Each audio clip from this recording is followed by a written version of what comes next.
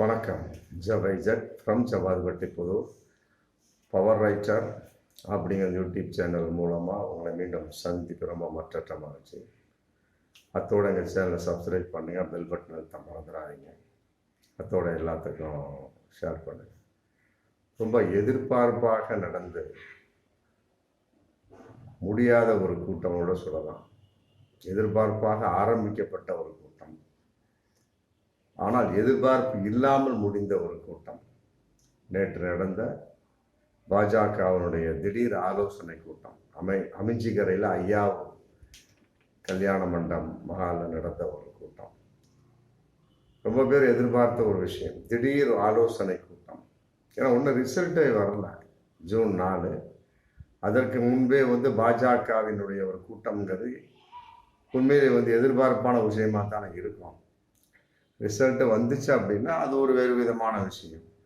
Result வராததுக்கு முன்னாலே ஆலோசனை கூட்டம் என்பது எதன் அடிப்படையில் அப்படின்னு பார்க்கக்கூடிய சமயத்தில் இப்போவே பாஜக அடித்தளம் விடுகிறது 2026 சட்டமன்ற தேர்தலுக்கு அப்படிங்கிறது இன்னைக்கு ஒரு பகிரங்கமான ஒரு தகவலாக போயிட்டு இருக்கு. 2024 நாடாளுமன்ற தேர்தல் ஜூன் 4ஆம் தேதி ரிசல்ட் எந்த அளவு இருக்குமா அப்படிங்கிறது வேறுபுறம்.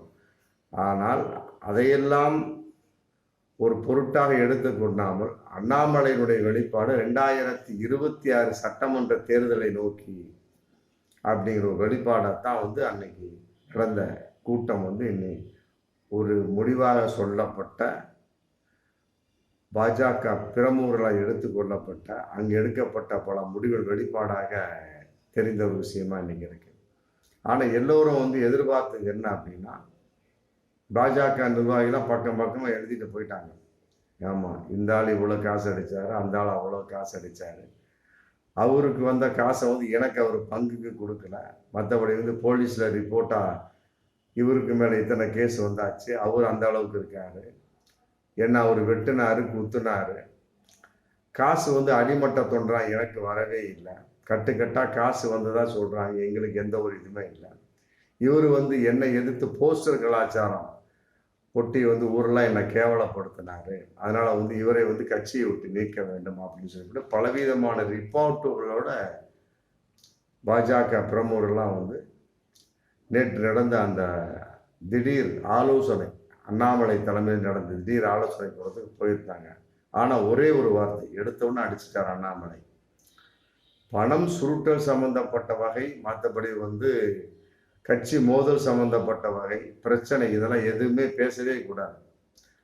ஒண்டி வாக்கு வங்கி மட்டுமே இங்கு பேசப்பட வேண்டும் அப்படின்னு எல்லாருடைய முகத்திலையும் என்னாச்சு, மூஞ்சி சின்னதா போச்சு, ஈயாடவில்லை அப்படிங்கிறத இன்னைக்கு மிகப்பெரிய ஒரு தகவலா போயிட்டு இருக்கு. எல்லாருமே கூட்டம் அப்படின்னா என்ன பண்ணுவாங்க, தலைவர் உட்கார்ந்துருப்பாரு, மற்றபடி நிர்வாகிகள் இப்படி பண்றாங்க அப்படின்னு ஒரு குறைகள் சொல்வதற்கு, மற்றபடி கட்சியில் இருக்கக்கூடிய சில குறைகளை நிவர்த்தி செய்வதற்காக தான் வருவாங்க. ஆனால் நேற்று நடந்த கூட்டம் பாஜகவினுடைய ஒரு திடீர் ஆலோசனை கூட்டம் அப்படி நடைபெறவில்லை. நேருக்கு மாறாக பாஜக நிர்வாகிகள் எதிர்பாராத அளவுக்கு ஒரே வார்த்தை முடிஞ்சு போச்சு, வாக்கு வங்கி சம்பந்தப்பட்ட வகை, மற்றபடி வருகின்ற 2026 சட்டமன்ற தேர்தலில் பாஜகவின் நிலை எவ்வாறு இருக்க வேண்டும் அப்படிங்கிற ஒரே விஷயம்தான். மற்றபடி அவன் அடித்தா, இவன் கொண்டு போனால், இந்த காசு அங்கே போச்சு, அது இப்படியாச்சு, எங்களுக்குள்ள வாக்குவாதம் சண்டை, அது எதுவுமே ஏற்றுக்கொள்ள முடியாது. ஒரு பிரச்சனை அப்படின்னா சொல்லத்தான் வருவாங்க. ஆனால் ஏமாற்றத்தோடு பாஜக பிரமுகர்கள் திரும்பி விட்டார்கள் அப்படிங்கிறது பகிரங்கமான ஒரு விஷயமா இன்னைக்கு போயிட்டு இருக்கு. இதனுடைய வெளிப்பாடாக பாஜகவின அடுத்து ஒரு விஷயத்துக்கு என்ன பாயிண்ட் வச்சிருக்கேன் அப்படின்னா, தேர்தல் ரிசல்ட் வரட்டும், வாக்கு எண்ணிக்கை வரட்டும், ஜூன் 4க்கு மேலே மீண்டும் ஒரு கூட்டம் நடத்தப்படலாம். அதில் கட்டாயமாக எந்தெந்த பாஜகவினர் யார் யார் எப்படியெல்லாம் காசை அமுக்குனாங்க, மற்றபடி பிரச்சனை ஏற்பட்டது, வெட்டு குத்து எங்கெங்கே நடந்தது அப்படிங்கிறது இன்னும் விழாவாரியாக சொல்லலாம் அப்படிங்கிற நம்பிக்கையோடு அந்த கூட்டம் முடிவடைந்ததாக ஒரு தகவல் இன்னைக்கு போயிட்டு இருக்கு. எது எப்படியோ ஒரு கூட்டம் அப்படிங்கும்போது பிரமுகர்கள் குற்றங்கள் சுமத்துவாங்க, அதையெல்லாம் எடுத்து பார்த்து அதை பரிசீலனை பண்ணக்கூடியவன் தான் ஒரு தலைவன், ஒரு பாஜக ஒரு மாநில தலைவர், ஒரு கட்சியினுடைய தலைவர். ஆனால் அதையெல்லாம் கண்டுகொள்ளாமல் எதுவுமே கிடையாதப்பா. வாக்கு வங்கி மட்டும்தான். ஆமாம், எந்தெந்த ஏரியாவில் எவ்வளோ பூத்துக்கு இது கமிட்டி உட்காந்துருந்தாங்க, யார் யார் எந்த அளவுக்கு வாக்குகளை சேகரிச்சிங்க, அதன் அடிப்படையில் மட்டும்தான் அந்த பேச்சு நடைபெறும். மற்றபடி வந்து இதெல்லாம் வந்து பின்னால் பார்த்துக்கலாம். ரிசல்ட் வரும் இல்லையா, ஜூன் 4க்கு பின்னால் பார்த்துக்கலாம். அதே நேரத்தில் சட்டமன்ற தேர்தலுடைய வெளிப்பாடு என்ன அப்படி அதன் அடிப்படையில் நம்ம பார்த்துக்கலாம். ஏன்னா எல்லா லிஸ்ட்டும் எனக்கு கையில் இருக்கு. அதனால் வந்து பின்னால் பார்த்துக்கலாங்கிற ஒரே ஒரு விஷயத்தை சொல்லிட்டு கூட்டத்தை முடித்து கொண்டதாக ஒரு தகவல் இருந்தாலுமே கூட இன்னைக்கு சீமானுக்கு அண்ணாமலைக்கு ஒரு மிகப்பெரிய ஒரு பிரச்சனையும் வந்துட்டு இருக்கு. அவர் தொடையை தட்டியே சொல்லிட்டார், என்னை விட பாஜக அதிகமாக வாங்கிடுச்சு அப்படின்னா ஓட்டு வாக்கு நான் கட்சியை கலைத்து விட்டு செல்வேன் அப்படிங்கிற ஒரு விஷயத்தையும் இன்னைக்கு சீமான் போட்டிருக்காரு. அதுவும் அந்த கூட்டத்தில் பிரதிபலிக்குமா அப்படின்னு பார்த்தா அதுக்கு சம்பந்தப்பட்ட பிரதிபலிப்பும் அதில் இல்லை. இவர் அண்ணாமலை சொல்றாரு, நம்ம 30% வாக்கை வந்து நீங்க கழிச்சு பாருங்க, உங்களை விட நாம் தமிழர் கட்சியை விட நாங்கள் அதிகமாகத்தான் வாங்கி இருப்போம் அப்படின்னு அவர் அண்ணாமலை ஒரு சவால் விட்டிருக்கார். சீமானுடைய சவால் என்பது தொடையை தட்டி சொல்லக்கூடிய ஒரு சவாலாக இருக்கிறது. எப்படி இருந்தாலும் சரி, தனித்து தானே நாங்க போட்டிடுறோம், நீங்க கூட்டணி கட்சியோட போட்டியிட்டாலுமே கூட அதற்கு அண்ணாமலை சொல்றார், நாங்கள் திராவிட கட்சியோடு சேரவில்லை. அப்போ மற்ற கட்சி இருக்கு இல்லையா, மற்ற ஏசிஎஸ் கட்சி இருக்கு, மற்றபடி பாரிவேந்தர் எல்லாமே திராவிட கட்சி அப்படிங்கிற அடையாளம் இல்லாவிட்டாலுமே கூட மற்ற கட்சிகளோடு கூட்டணியா சேரக்கூடிய சமயத்துல நாம் தமிழர் கட்சியை விட அதிகமான வாக்கு எண்ணிக்கை வந்தா நாங்கள் ஒப்புக்கொள்ள முடியாது, தனிச்சு நின்று எங்களோட மோத தயாரா அப்படிங்கிற மாதிரி இன்னைக்கு வந்து சீமானை வந்து பாஜகவை நோக்கி, குறிப்பாக அண்ணாமலை நோக்கி மிகப்பெரிய ஒரு சவாலை விட்டிருக்காரு. அதற்கு வந்து அண்ணாமலை லிஸ்ட் சொல்றார், நாங்க வந்து திராவிட கட்சியோடு சேரவில்லை, மற்றபடி வந்து எங்களோட நாம் தமிழர் கட்சி மிக குறைவான வாக்கு தான் பெற முடியும், பெற்றிருக்கும், அதுக்கு எந்த ஒரு சந்தேகம் இல்லை. அதற்கு வந்து ஒரு 30 விழுக்காடு மொத்தம் டோட்டல்ல 30 விழுக்காடு லெஸ் பண்ணி பார்த்தீங்கன்னாலே நாங்கள் யாருங்கிறது தெரியும். அதே நேரத்தில் ஒத்தைக்கு ஒத்த போட்டியிட தயாரா அப்படின்னு சீமான் அதையும் மிகப்பெரிய ஒரு பேட்டியா போயிருக்காரு. அதாவது ஒத்தைக்கு ஒத்து போட்டிக்கிட்டு அவன் தான் சிங்கம் அப்படிங்கிற மிகப்பெரிய ஒரு வார்த்தையை இன்னைக்கு போட்டிருக்கிறார். அதாவது விஜயலட்சுமி அக்காவை பற்றி நான் எந்த வகையிலும் பேசவே இல்லை, சீமான் அண்ணாவை பற்றி நான் எந்த வகையில் வம்பிழுக்கவில்லை. ஏன் தான் இப்படி வம்பிழுக்கிறாரோ தெரியல.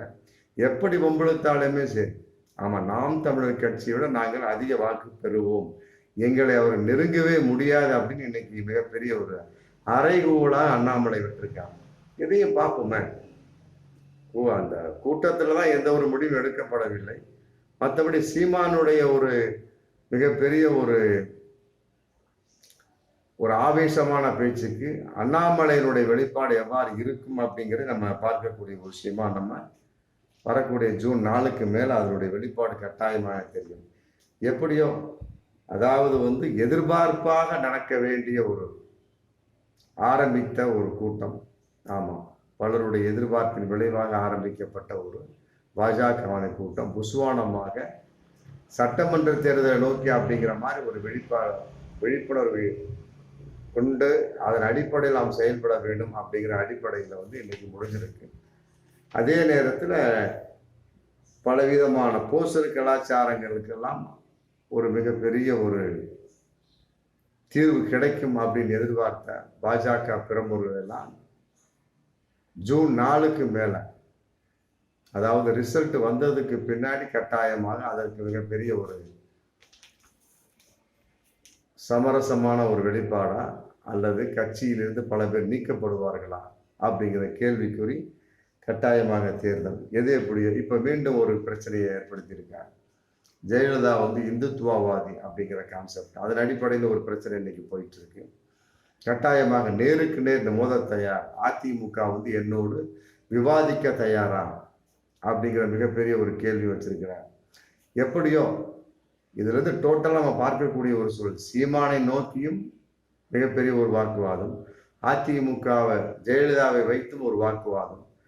ஆக நாடாளுமன்ற தேர்தலில் பாஜக ஜெயிக்கிறதே இல்லையோ, அடுத்து 2026 சட்டமன்ற தேர்தலுக்கு அவர்கள் இப்பொழுது அடிபோட்டு விட்டார்கள், அவர்கள் அதை நோக்கி சென்று கொண்டிருக்கிறார் அப்படிங்கிறத இன்னைக்கு பகிரங்கமான உண்மையா தெரியுது.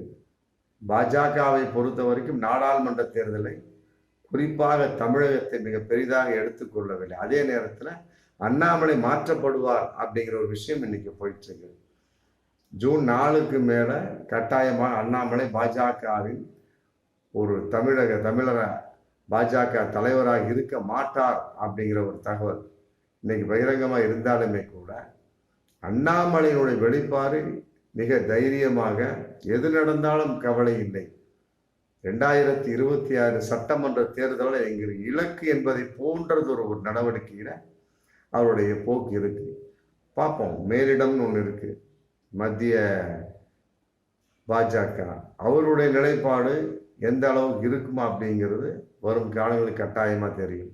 ஆனால் ஒன்று, அண்ணாமலையை பொறுத்த வரைக்கும் எனக்கு தகுந்த பதவி இல்லாவிட்டாலுமே சரி, நான் தமிழக பாஜக தலைமை பதவி தூக்கி எறியப்பட்டு விட்டாலும் சரி, கட்டாயம் அடிமட்ட தொண்டனாக முன்பு சொன்னதை போல நான் செயல்பட்டு தான் ஆவேன் அப்படிங்கிற ஒரு விஷயம் இதில் தெரியுது.